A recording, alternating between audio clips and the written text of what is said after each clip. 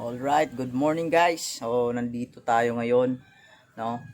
Nakita nyo sa aking likuran, meron ditong Light Ace, nasa model 89 model. So, verify natin 89 ba ito.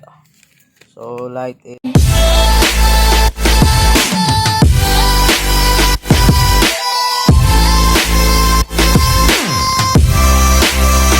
is model 89. 1989 po siya. Okay. Oh, sakto na 1989. Sa resibo na nakalagay dito is 1989. Ayan. So 1989 po siya. So 1989 model Light Ace. So pag-usapan natin guys, no. Pag-usapan natin kung anong isa sa dahilan kung bakit hard starting ang isang sasakyan. Lalo na sa mga 5 key engine, 4 key engine. So, kahit na ang manual o automatic, no. Balik tayo dito sa digas o gasolinang sasakyan. Unang-una, sa dahilan, hard starting, yung fuel po ay hindi nakakapasok sa dito sa intake na manifold para dumaloy sa dito sa may spark plug. So yun yung isa sa dahilan, walang fuel or fumes kung tawagin sa mga engineering ganitong automotive, no. So kinakailangan, isa sa ginagawa ng iba, no, is kailangan na apakan ng gasolinador, bigyan ng fuel yung dito sa carburetor, no, bibigyan ng fuel, no, bubombahin mo tatlo, then magkakaroon na doon ng yung stock dito na fuel doon sa may pinaka fuel sunk niya doon or sink, parang lagayan ba doon sa carburetor, sinusupplyan dito. So i-spray niya yon, then ang fumes, yung fumes na dadaloy dito mapupunta dito sa intake manifold. Now pagdating sa intake manifold, dito naman sa spark plug i-ignite niya. So isa sa dahilan, baka marumi ang carburetor, no? O hindi na siya nakaka-function ng mabuti. Ang ginawa ko, nilinis na. Ayaw pa rin siya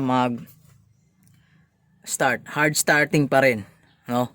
Next, kakaka-start ko, ayaw pa rin nang hinipo ko yung ignition coil na nandito, no? Nandito siya. Ito connected dito. Hinawakan ko, no, uminit.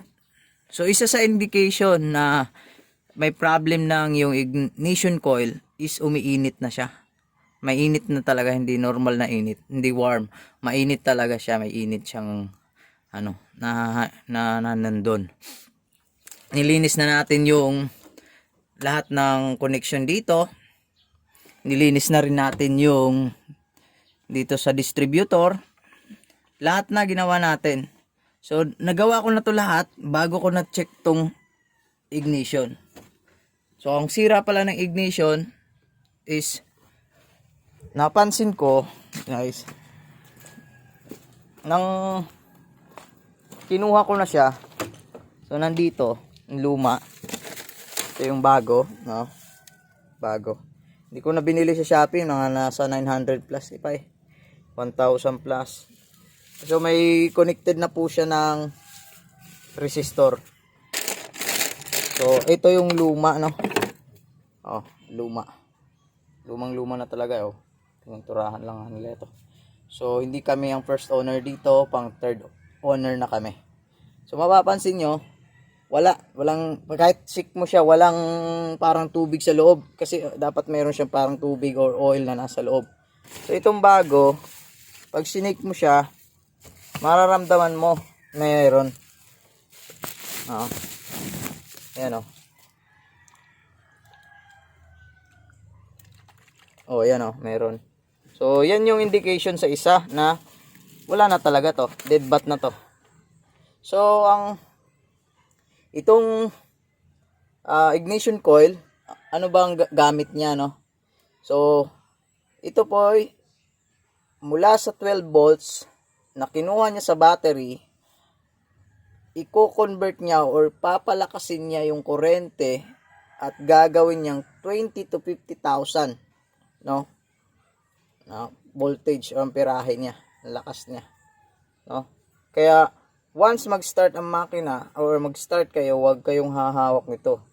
No, napakalakas nito kahit ganito lang ito kaliit, pero napakalakas. Ikakamatay niyo po ito pagka once na sinubukan yung hawakan. So pag mag-start, ingat po kayo, no? Sa safety rules, pag mag-start, clear ang area. Okay, dito tayo. So, kinabit ko na siya, pero nang binili ko to hindi to nakakabit. Yan o, may screw naman siya dito. Kinabit ko lang. At ang polarity naman po ng resistor, no, is kahit saan dito, no, hindi naman magkakabaliktad. Ayan o. Kahit saan dyan, basta hindi naman nagkakabaliktad yan kahit ito yung ilagay mo. So, kailangan po, mapapansin nyo, sa pagkakabit po ng resistor, makikita nyo po yung battery. Yung battery po ay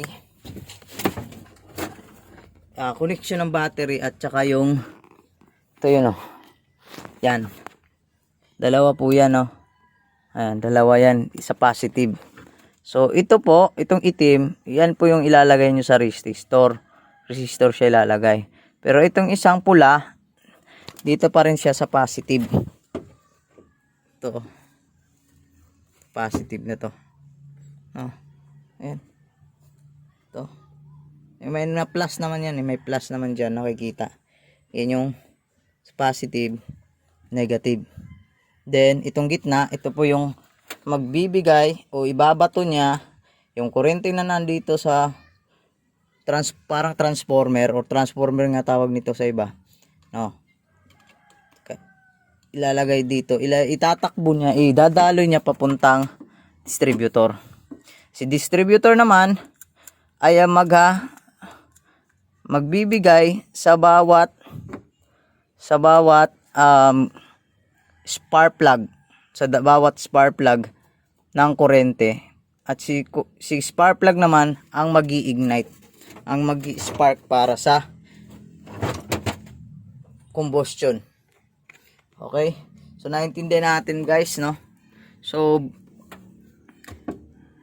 pag nararamdaman nyo na yung sasakyan ay nagkakaganito ng sitwasyon na hard starting na siya, no? Ginawa mo na lahat, hard starting pa rin. So dito na po kayo mag-check sa mga may kuryente ba. Oo, mayroong makuryente pero mahina, no? Ito kasi ito tinesting ko to, tinanggal ko yung spark plug, ginanong ko dito sa gilid, may spark siya, mahina. Kadalawang palit na ako ng spark plug. Yung isa-isa indication dito na sirain na yung coil mo, ignition coil. Kasi yung spark plug, kailangan niya laging bagong ipapalit. So, napakahirap naman bili ng bago. So, ganun yung nangyayari. Kasi yung kuryente, hindi niya na kayang supply dito. Or konting-konti lang ang kuryente na naibibigay niya para sa bawat spark plug.